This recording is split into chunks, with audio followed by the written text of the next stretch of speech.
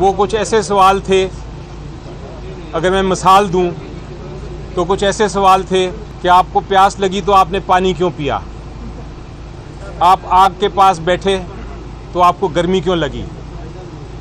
इस किस्म के इररेलेवेंट सवालात थे जिनके ऊपर हमने जवाब दिए और इलेक्शन कमीशन ऑफ पाकिस्तान के जो मेंबरान थे उन्होंने भी अप्रिशिएट किया कि वाकई ही ये सवालात ऐसे हैं जो कि गैर मुनासिब हैं और जिनका इंट्रा पार्टी इलेक्शन से कोई ताल्लुक़ नहीं है।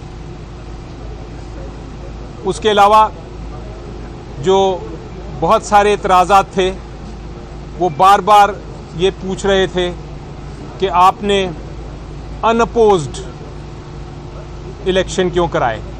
यानी कि एक सवाल ये था, आपको मिसाल देता हूँ, सवाल ये था कि आपका अगर चेयरमैन का इलेक्शन लड़ना था और एक ही कैंडिडेट था तो आपने वोटिंग क्यों नहीं कराई।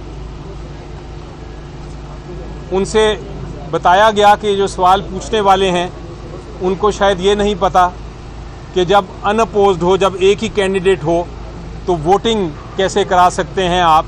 वोटिंग तो सिर्फ तब होती है जब एक से ज़्यादा कैंडिडेट हों।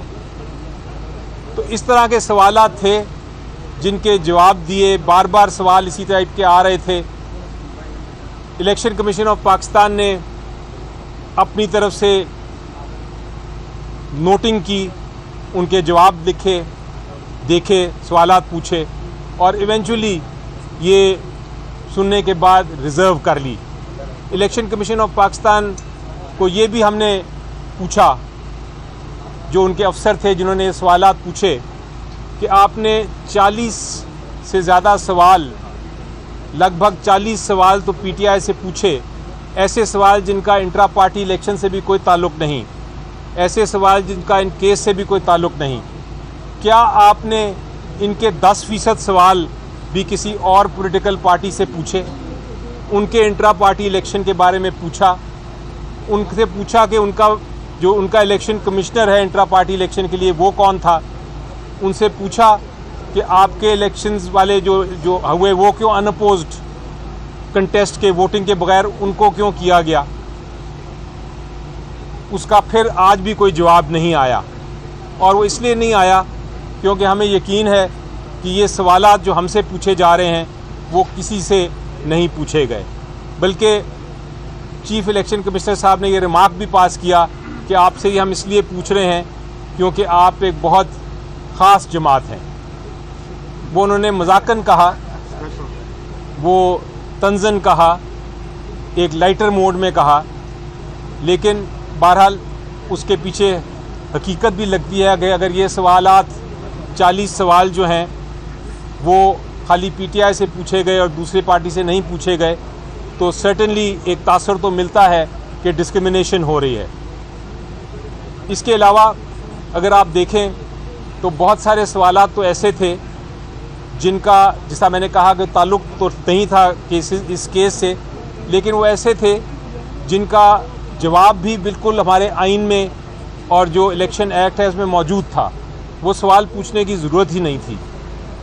इतने टेक्निकल सवाल उठाने, इतने टेक्निकल इश्यूज़ उठाने और उसके लिए पाकिस्तान की सबसे बड़ी जमात का इलेक्शन सिंबल डिले करना, 2 दिन रह गए हैं, शायद 1 दिन रह गया है नॉमिनेशन पेपर्स में, उसको डिले करना कि हमें सिंबल ना मिले, इन टेक्निकल सवालों के वजह से मेरा ख्याल है जमहूरियत को बड़ा नुकसान पहुँचेगा। उम्मीद ये है, आखिर में मैंने ये कहा था, रिक्वेस्ट की थी इलेक्शन कमीशन ऑफ पाकिस्तान को कि आप इसका जल्द से जल्द फ़ैसला कर दें। जो भी फ़ैसला है आप कर दीजिए ताकि हम नेक्स्ट स्टेज पे जा सकें और अपना सिंबल ले सकें, जो हमारा हक़ है, पीटीआई का हक़ है। उन्होंने जवाब में ये बताया मुझे कि उनको एहसास है कि इलेक्शन शेड्यूल अनाउंस हो चुका है, उनको एहसास है कि फ़ैसला जल्द होना है, लेकिन जजमेंट आज रिज़र्व कर ली गई है। अब देखेंगे कब उसको अनाउंसमेंट आती है।